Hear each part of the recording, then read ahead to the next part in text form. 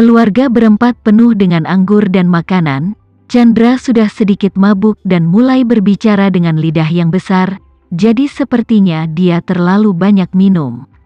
Rika dan Alena tidak kuat, tetapi setelah Rika mendengar bahwa anggur itu juga berharga 10 juta sebotol, dia mengertakkan gigi dan minum lebih dari setengah botol. Dia sangat bingung sehingga dia merasa konyol memegang sebotol anggur. Alena minum lebih sedikit, meskipun pipinya sedikit merah, tetapi otaknya masih sangat sadar, melihat semua orang kenyang dengan makanan dan minuman, dan hanya tersisa 1 jam sebelum konser, berkata kepada Tama, "Suamiku, aku akan naik ke atas untuk berganti pakaian, dan kita akan langsung pergi ke konser." Tama mengangguk dan tersenyum, "Pergilah, aku akan menunggumu di bawah." Pada saat ini, Rika yang mabuk, memegang sebotol anggur merah Lafite, meratap, "Hei, aku benar-benar tidak berpikir bahwa hari-hari keluarga kami bisa berubah seperti ini, dan kami dapat hidup seperti ini, mengendarai mobil mewah, tinggal di rumah mewah, menggunakan ratusan ribu set produk perawatan kulit, minum lebih dari 10 juta botol anggur merah premium. Bahkan nenek Haris di masa paling gemilangnya di masa lalu tidak menikmati perlakuan seperti ini." Chandra, dirangsang oleh alkohol, juga berkata dengan sedikit emosi, Siapa yang tidak bisa mengatakannya? Saya, ibu saya yang tua, villa tua, rusak, dan kotor. Dulu bukan rumah besar semacam itu, yang bisa dibandingkan dengan villa besar ini." Rika jarang setuju dengan kata-kata Chandra, mengangguk, dan berkata, "Aku memberitahumu, Chandra, ini adalah takdir keluarga kita. Jika aku tidak memberimu putri yang begitu baik, bisakah kita memiliki semua ini hari ini?" Agak marah, dia berkata, "Ketika kamu menikahi aku di pintu, seluruh keluargamu memandang rendah aku, terutama ibumu." Di matanya, "Saya menikah dengan keluarga Harismu berdasarkan perut, ibu dan anakku. Mereka mengira saya menikahmu dengan harga tinggi." Berbicara di sini, mata Rika sedikit merah, berkata, "Saat itu, betapa dia membuatku jijik, betapa dia menyukai Diana. Diana emang berbeda. Dia cantik, dan akan membuat wanita tua itu bahagia. Dia membawa menantu perempuan itu keluar untuk memiliki wajah, tidak sepertiku, asal pedesaan, tidak secantik Diana, tidak berpakaian modis seperti dia. Aku merasa seolah-olah aku telah kehilangan wajah keluarga Haris, bertahun-tahun di keluargamu. Aku tidak tahu berapa banyak tatapan kosong, berapa banyak kemarahan." Rika berhenti, menggosok matanya, menghela nafas, dan berbicara, "Tapi lihat sekarang. Apakah itu ibumu atau keluarga saudara laki-lakimu? Siapa yang memiliki kehidupan yang lebih baik dari kita?" Chandra tertawa canggung dan tidak mengatakan apa-apa. Rika bertanya, "Chandra, mengapa kamu tidak mengatakan apa-apa?" "Aku bertanya padamu. Katakan padaku sendiri, siapa yang memiliki kehidupan yang lebih baik dari kita?"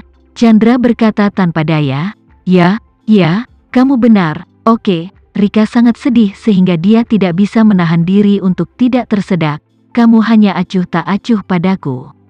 Setelah bertahun-tahun menikah, kamu selalu bertindak seolah-olah kamu sangat sedih.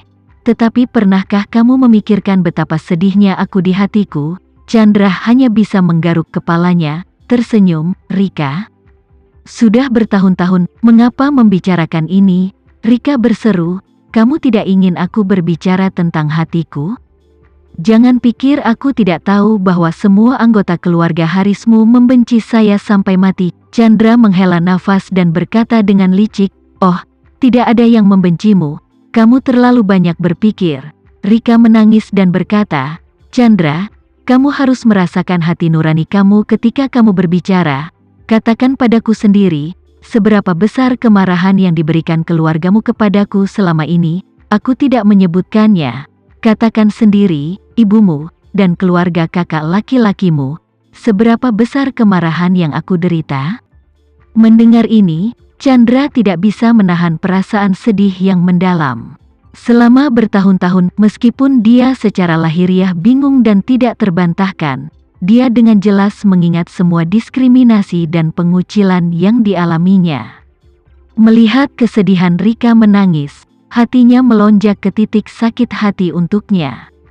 Tidak tahu apakah itu dari hatinya atau di bawah pengaruh alkohol, dia melangkah maju ke Rika, dengan lembut menepuk bahunya, dan menghela nafas. "Hei, selama bertahun-tahun, kamu telah menderita banyak agresi."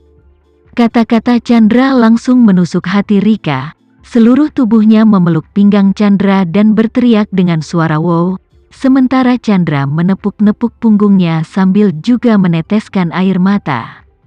Pada saat ini, Alena turun dari lantai atas dan terkejut melihat situasi ini. Dia ingin berbicara, tetapi melihat bahwa orang tuanya tampaknya jarang bisa meringkuk satu sama lain. Dia buru-buru pindah ke sisi Tama dan bertanya dengan nada rendah. "Suara, suamiku, apa yang terjadi dengan orang tuaku?" Tama tersenyum canggung dan berkata, "Mereka berdua baru saja berbicara tentang masa lalu dan sepertinya memiliki perasaan saat mereka berbicara." Alena mengangguk dan meratap, "Bagus, aku belum pernah melihat mereka berpelukan seperti ini selama bertahun-tahun." Mengatakan itu, dia buru-buru memberi isyarat kepada Tama dan berbisik, "Kalau begitu ayo pergi."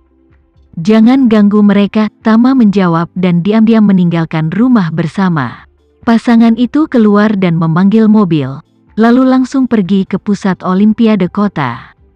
Di dekat lokasi, lalu lintas di sekitarnya pada dasarnya sudah macet hingga setiap inci.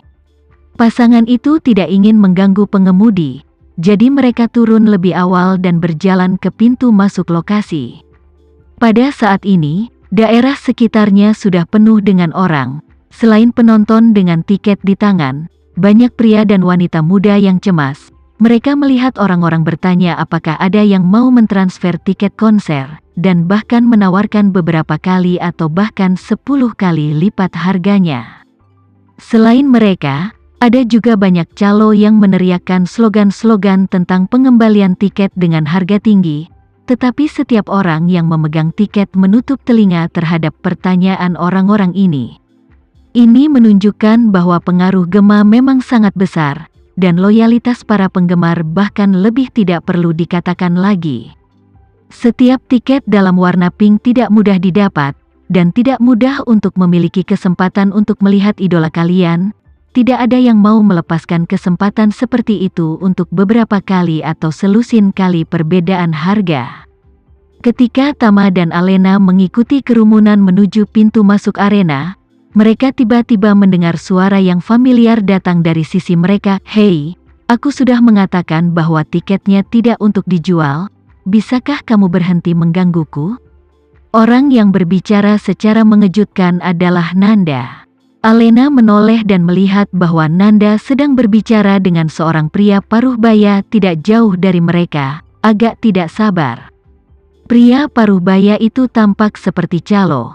Meskipun Nanda ingin pergi, dia masih menempelkan wajahnya padanya, tersenyum dan berkata, "Hei cantik, asalkan kamu mau menawar, harganya bisa ditawar, aku berikan kamu 15 kali lipat dari harga tiket." Nanda berkata dengan sangat tidak puas, "Aku tidak kekurangan uang, belum lagi 15 kali, bahkan jika itu 150 kali saya tidak akan setuju." Alena kemudian berteriak padanya, "Nanda!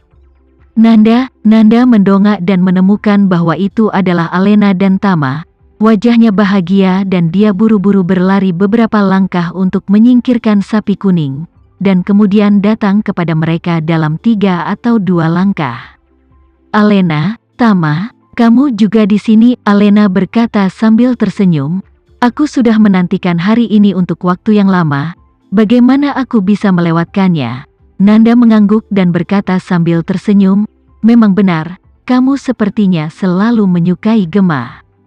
Mengatakan itu, dia menatap Tama dan berkata dengan kata-kata di mulutnya, "Hei, aku tidak menyangka kamu juga menyukai Gema." Tama ingat Nanda pernah melihat dia dan Gema di pedalaman. Saat itu, dia juga berbohong padanya, mengatakan bahwa dia adalah pembantu keluarga Gema. Nanda tahu ini dan masih bertanya, jadi pasti sengaja menggodanya.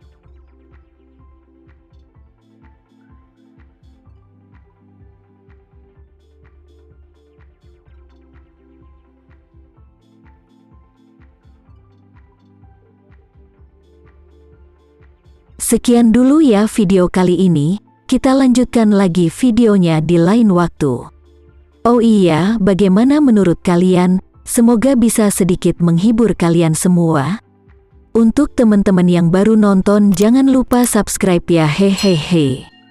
Dan kalau teman-teman ada yang ingin gabung langganan, bisa langsung gabung saja untuk dapat fitur yang menarik dan sedikit membantu Mimin. Terima kasih banyak sudah menonton, sampai jumpa lagi, bye.